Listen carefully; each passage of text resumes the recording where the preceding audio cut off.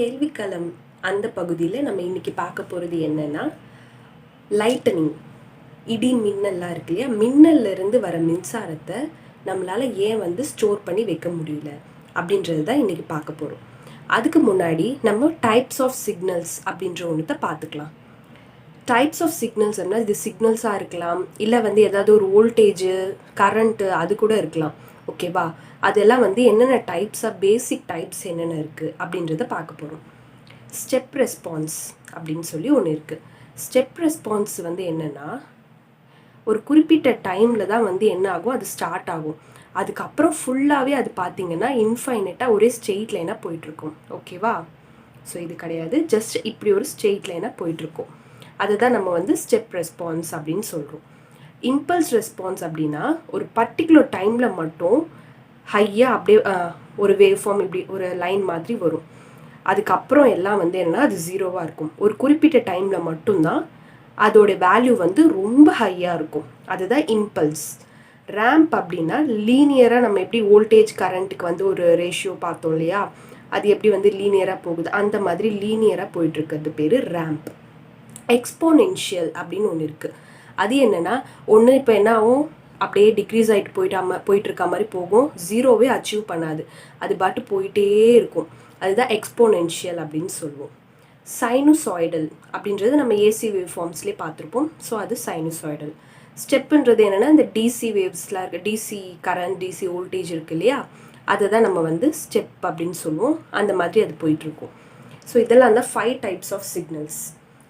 Okay, இதுக்குள்ளே எப்படி relate பண்ணிக்கலாம் நம்ம அப்படின்னு பார்த்தோம்னா, இப்போ ஒரு ஸ்டெப் கரண்ட்டோ வோல்டேஜோ ஏதோ இருக்குதுன்னு வச்சுக்கோங்க, அதை நம்ம டிஃப்ரென்ஷியேட் பண்ணோன்னு வச்சுக்கோங்களேன், நம்மளுக்கு கிடைக்கிறது இம்பல்ஸாக இருக்கும்.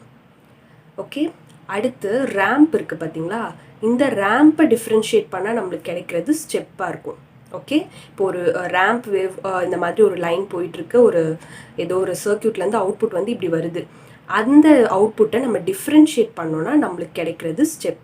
அதே மாதிரி இந்த ஸ்டெப்பாக இருக்க ஒரு அவுட்புட் இருக்குன்னா அதை டிஃப்ரென்ஷியேட் பண்ணுறது மூலமாக நம்மளுக்கு கிடைக்கிறது இம்பல்ஸ். ஸோ இந்த மாதிரி சொல்கிறாங்க. இப்போ இது ஃபுல்லாக இந்த 3 வேவ்ஸ் என்ன, இந்த 3 சிக்னல்ஸ் நம்ம எப்படி ரிலேட் பண்ணிக்கலாம் டிஃப்ரென்ஷியேஷன் இன்டகிரேஷன் யூஸ் பண்ணி அப்படின்றதையும் இப்போ பார்த்துக்கலாம். இப்போ ரேம்ப் சிக்னல்ஸ் இருக்குன்னா அதை டிஃப்ரென்ஷியேட் பண்ணால் நம்மளுக்கு கிடைக்கிறது ஸ்டெப். ஸ்டெப்பை டிஃப்ரென்ஷியேட் பண்ணால் கிடைக்கிறது இம்பல்ஸ். அடுத்து இந்த இம்பல்ஸை அப்படியே இது ரிவர்ஸில் இப்படியே எழுதிக்கலாம். ஓகே, இம்பல்ஸை இன்டகிரேட் பண்ணுறது மூலமாக கிடைக்கிறது ஸ்டெப்பு.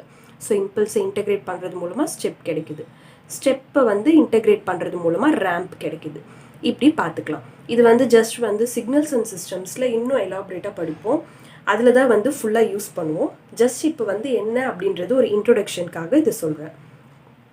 இப்போ இந்த ரேம்ப்பு, ஸ்டெப்பு, இம்பல்ஸ் இதை மட்டும் ஞாபகம் வச்சுக்கலாம். ஸ்டெப் நடுவில் வரும், ரேம்ப்பு இம்பல்ஸ் இங்கே வரும்.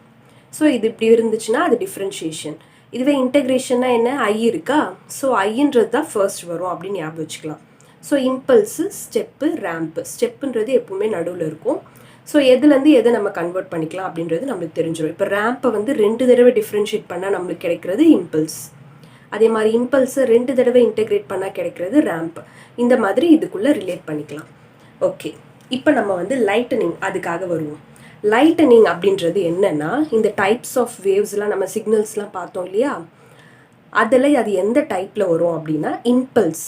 என்னென்னா ஒரு குறிப்பிட்ட டைமில் ரொம்ப ஷார்ட் டியூரேஷன் தான், ஒரு ரொம்ப இவ்வளோ மைக்ரோ செகண்ட்ஸ் அந்த அளவில் தான் இருக்கும். ஓகே, அந்த டைமில் ரொம்ப ஹை வோல்டேஜாக கிடைக்கும், அதனால் அது இம்பல்ஸ் அப்படின்னு சொல்லுவோம். ஸோ அந்த இம்பல்ஸ் தான் இந்த லைட்டனிங். அந்த லைட்டனிங்கை நம்ம எப்படி ஸ்டோர் பண்ணி வைக்க முடியும், நம்மக்கிட்ட இருக்க பேட்ரிஸு, நார்மலாக ஏதாவது யூஸ் பண்ணுற எனர்ஜி ஸ்டோரேஜ் டிவைசஸ்லாம் இருக்குன்னா அதில் இப்போ ஒரு பர்டிகுலர் டைமில் ரொம்ப ஹையாக வர வோல்டேஜை எப்படி நம்மளால் ஸ்டோர் பண்ணி வைக்க முடியும்.